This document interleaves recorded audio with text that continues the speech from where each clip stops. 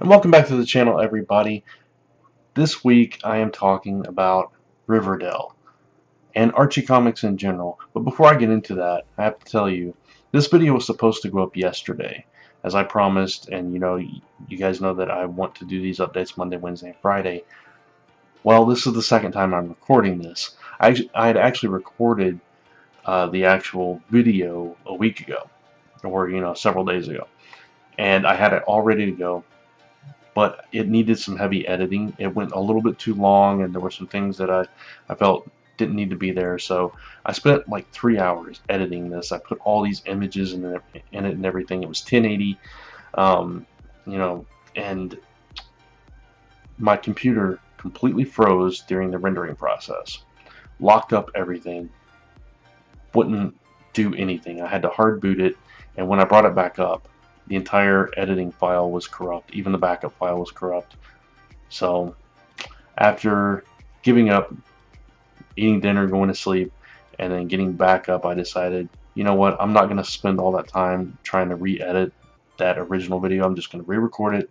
Maybe I'll be a little more succinct, so it'll be shorter, and I'm just going to leave the images out, and I'm recording it at 720, 720p, so I apologize if the quality is not quite as sharp as it should be. But I don't want any problems arising. I want to get this video up today. So with all that out of the way, let's talk about Archie Comics. Now, I'm a longtime Archie Comics reader since like I was 6 or 7. My whole family used to go on these camping trips to a place called Cave Run in Kentucky. And one summer, it was like pouring down rain the first night, so we couldn't put up the tents or anything. My stepdad had a pickup truck with a camper top on it, so me and my cousin stayed in the back of the pickup truck, and our moms went down to the corner store and bought us like some of those 3-packs of comics that used to be able to buy at a convenience store, just random stuff. So we had stuff like Iron Man and Firestorm and Spider-Man and things like that. And then there was this thing called Archie, and we'd never heard of Archie, even though he's been around since our parents were kids. We'd never heard of it.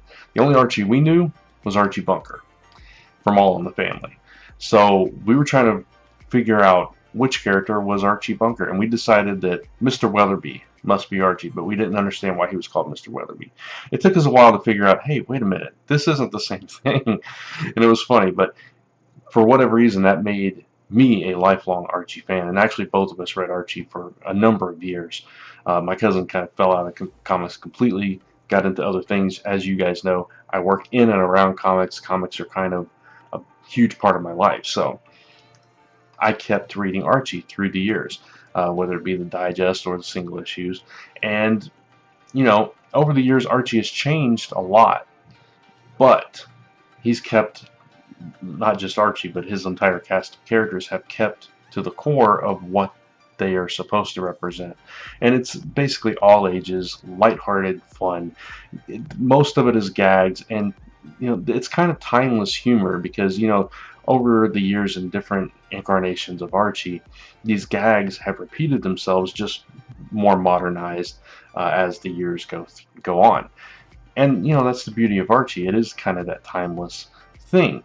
So when they decided to cancel Archie and reboot it completely, and they brought Mark Waid in to write it, I was very skeptical, and not because of Mark Waid. I'm a huge fan of Mark Waid's writing, but just the thought of doing something that drastically new with Archie. And they tried it before. They had tested the waters. They came out with that realistic look Archie, and nobody liked it. So I was like, what are they going to do now? And so they brought it back, and honestly, I love it. It's different. It's a little bit more mature. It's a little bit more teen drama, but you still have the core of these characters the same. Archie is Archie, even though it may be just a little bit more serious, and just a tad bit less comical. It's not so much goofy gags, but you still have that same awkward, clumsy Archie involved in this. I mean, he destroyed the entire lodge mansion in like the first few issues. So you still have what makes Archie and his core cast of characters Archie. And every incarnation through time has done that. Archie meets Punisher. Archie meets TMNT. Archie meets Predator. Archie Sharknado. All of these things, you still have the core characters of Archie and his, and Betty and Veronica and Jughead and Reggie and everybody. They're still the same characters. Even Afterlife with Archie, which is, kind of capitalizing on the craze of The Walking Dead, still kept true to who these characters were. In this drastic, dramatic, horrific situation, they're still the same characters, and they're still acting the way they would in these situations. Life with Archie, when they did the dual storylines where in one future story he marries Betty and the other one he marries Veronica, and it ends with his death, and all this, you still kept to the core of the characters. Then we come to Riverdale on the CW. 3 episodes in, a brand new episode comes on tonight, so almost 4 episodes in. And honestly, as a TV show, it's not bad. If you like teen drama, if you like mystery, those kind of shows, and that's kind of what the CW is known for, these kind of shows. If you like that kind of show, then this is not a bad TV show. It's not flawless. There are problems that I have with it, like certain characters acting moronically, if that's a word. Very moronic. They're not very smart about certain things, and some of the scenes are a little bit rushed and they're not fleshed out as well as they should be. And that's a nitpick I have with it as a TV show, outside of it being an Archie television show.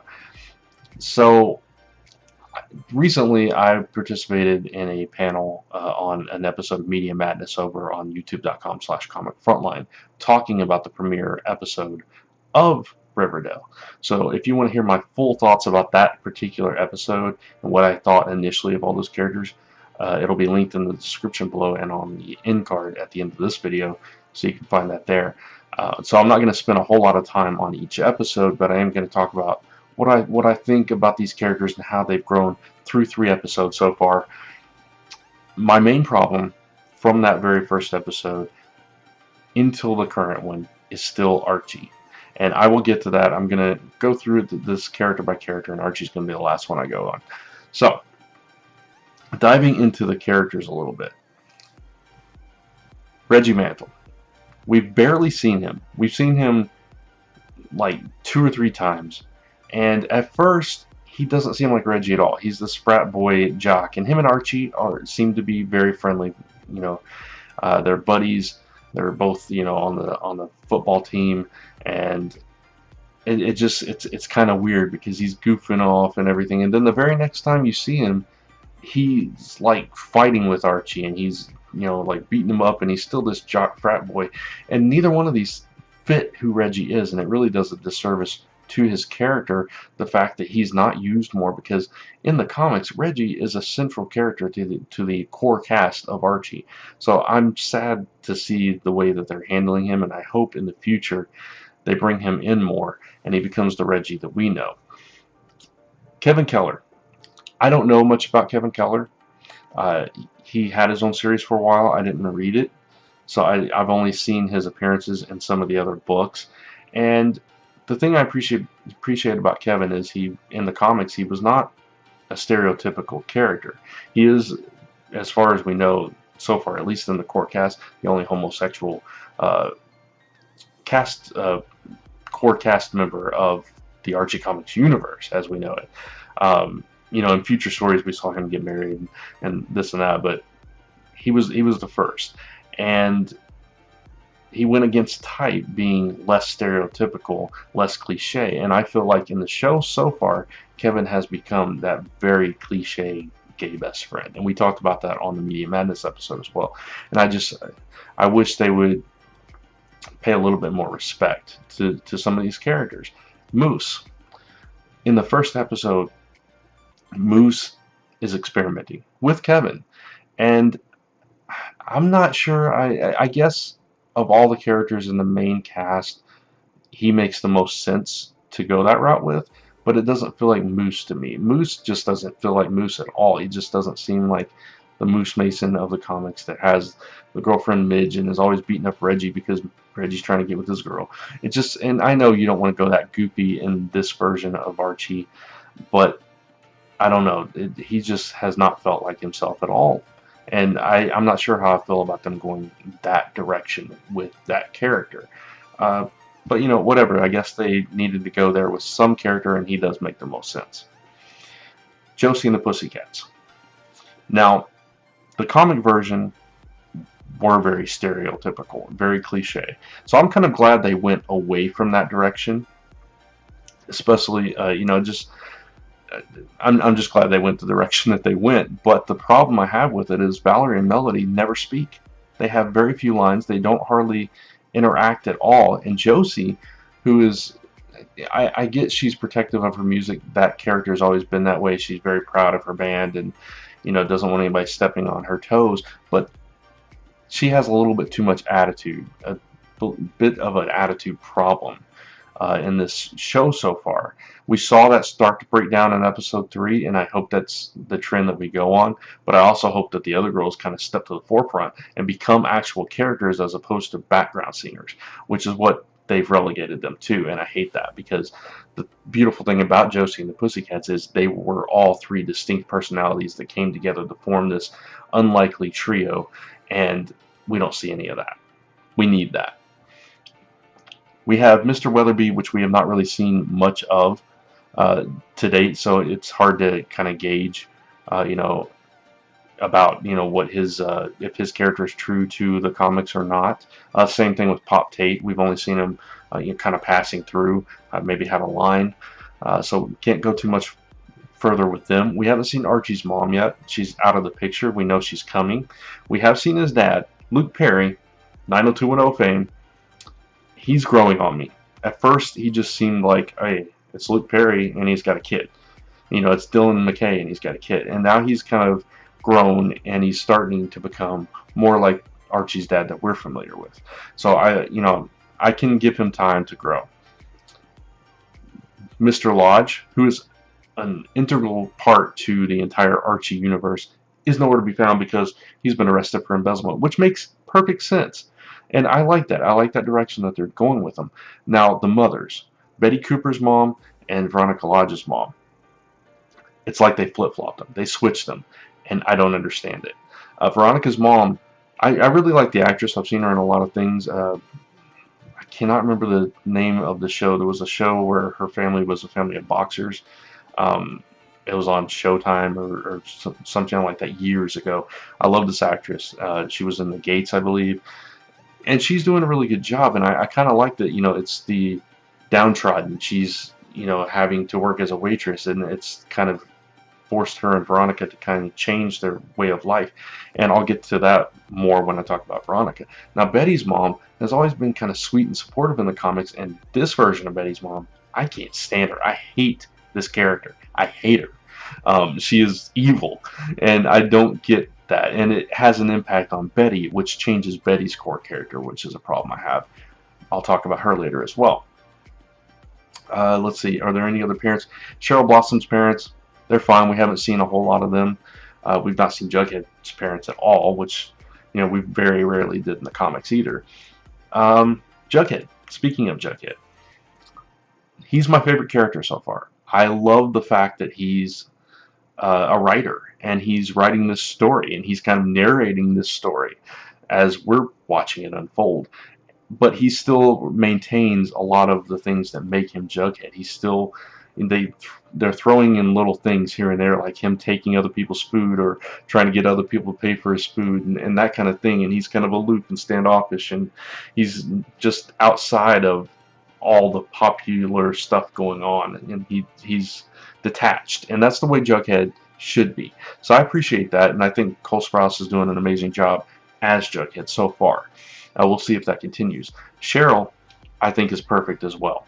Cheryl is this girl, traditionally in the comics, she's the girl that comes in and is just a little bit cooler, a little bit more attitude, has, you know, a little bit, she's kind of the combination of Betty and Veronica, but edgy on both sides of that spectrum, and she's their competition, and it's like this frenemy thing they got going on, and they played that up to the nth degree for this TV show and made her just this Queen Bee character, and I love it. I think she is phenomenally cast. I think she's she really does a good job in portraying that character, except for at the end of episode 2, that rush scene where she's like, come arrest me, blah, blah, blah. I didn't like the way that whole scene played out. Veronica. I mentioned her when I was talking about her mom. I feel like Veronica, she came in a little bit too sweet. She came in a little bit more like Betty. Very loving and caring and kind and just wanting to make friends. And I get where they're going with that she's, she's trying to shed the old her. And in episode 3, we started seeing the old her come out a little bit and getting to be more Veronica-like. So I have no problem with Veronica. I think that she's a character that we can see a lot of growth potentially, and she's going to come into her own and be that Veronica that we know. But at the same time, she's going to temper that because she really is trying to change and be different. But that's not going to last. It's not going to be able to. She's going to have to, pop out the claws, if you will. And I kind of love that. Betty, on the other hand, there are elements of Betty that are traditionally Betty. She's, your typical girl next door, the sweet girl, the best friend. But the problem is, in the comics, regardless of all that, Betty has always been sure of herself. She's always been confident in who she is. She's a tomboy, yes. She can be a lady when she wants to be, and when she needs to be. And she's very much a girl. She likes the romance and all this stuff, but she's not caught up into the whole production of it, and she never has been. And I feel like this version of Betty in this show is very insecure, very unsure of who she is. They have her on medication. In this most recent episode, it's like she's having a mental break. She's like, imprinting her sister upon herself. And that would be understandable if her sister had passed on. But she's still alive, and she's become her sister. She puts on this wig, and she's like, about to kill a kid. And it's just, it goes too far. And I don't know. I just don't like the direction that they're going with her. I wish she was more like the Betty that we know, and hopefully she'll get through this and become that character. We'll see. Speaking of characters that are not themselves, Archie, your main character. That's what this whole thing is based on. He's having an affair with Miss Grundy. Now, Miss Grundy, I have no problem with them de-aging her. That's fine. Archie just would not do this. Yes, he's girl crazy. Yes, he's kind of awkwardly cool, but in here, he's shirtless half the time, running around with, six-pack abs and, girls fawning over him, which, that's fine. That's from the comics, but a teacher, and she's manipulating him, and it's this weird direction. It's very 90210 with that, and it doesn't feel right. It doesn't feel like it fits Archie's character, and he's distancing himself from everybody. And Betty and Veronica are off doing their thing, and in the comics, traditionally Archie is at the center of their worlds. And not saying that their lives are all about Archie. I'm just saying he's always there. He's always involved, and it's like he's never involved. He's not with them at all, ever. He's off doing his own thing, which, I like the direction they're going with him with the music. And I think in episode 3 we started to see a little bit more traditional Archie, and I hope they continue that. But so far, he's been my main problem with this series. I like thriller series. I like suspense. I like mystery. I like those kind of shows. And I like teen dramas. I always have. I love most of the shows on the CW. So as a show, like I said, I don't have a problem with it. As an Archie show, I have some issues, and I hope that they are resolved. They've started to be resolved here and there, so I hope they continue that trend and course correct and get things back on track for some of these characters. And I would love to see some of these characters grow and defy our expectations for what this can be. I kind of like the direction they went with certain characters that we finally saw, like Ethel. That was an interesting change for her character, and the interesting thing they did with the whole football team. Not crazy about them making Chuck a complete jerk, but other issues I have with the show is like, I mentioned people acting like morons, and Chuck is one of those, because Betty and Veronica are like ready to pounce. They're ready to attack him for what he did to Veronica, and then the very next second they're plotting something to trap him, to get him to confess, and they come on to him, and he doesn't see through it at all. He's just like, oh, okay, cool. And I guess if he's a dumb jock, you can go that route, but he seems like he's supposed to be a smart kid, and they really made him dumb in that scene. And then Betty trying to murder him practically is just some issues. We'll leave it at that. So far, you know, it's middle of the road for me, and I hope it gets better. I'm going to continue watching because I'm an Archie fan. You know, it may be a train wreck eventually, or it may get really good, and that's what I'm hoping for. So I will continue to keep you guys updated on my thoughts on Riverdale, and I would love to hear your thoughts if you're watching it, what you think of the show in the comments below. I'd love to hear you.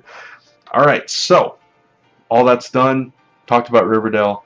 Now, if you like this video, you can give it a thumbs up. Subscribe if you haven't already. You can always follow me on Twitter.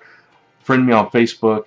Please follow my comic book company, Last Ember Press, lastemberpress.com. You can find us on YouTube. All the links are on the website. Zone4podcast.com is my podcast website. All the podcasts we do under the Zone 4 network. We have a couple of new ones coming up very soon, or actually revival. One is a revival, one's a new one. Actually this week and next week. So stay tuned to Comic Frontline and Zone4podcast.com for more on those. And of course, check out comicfrontline.com and youtube.com/comicfrontline.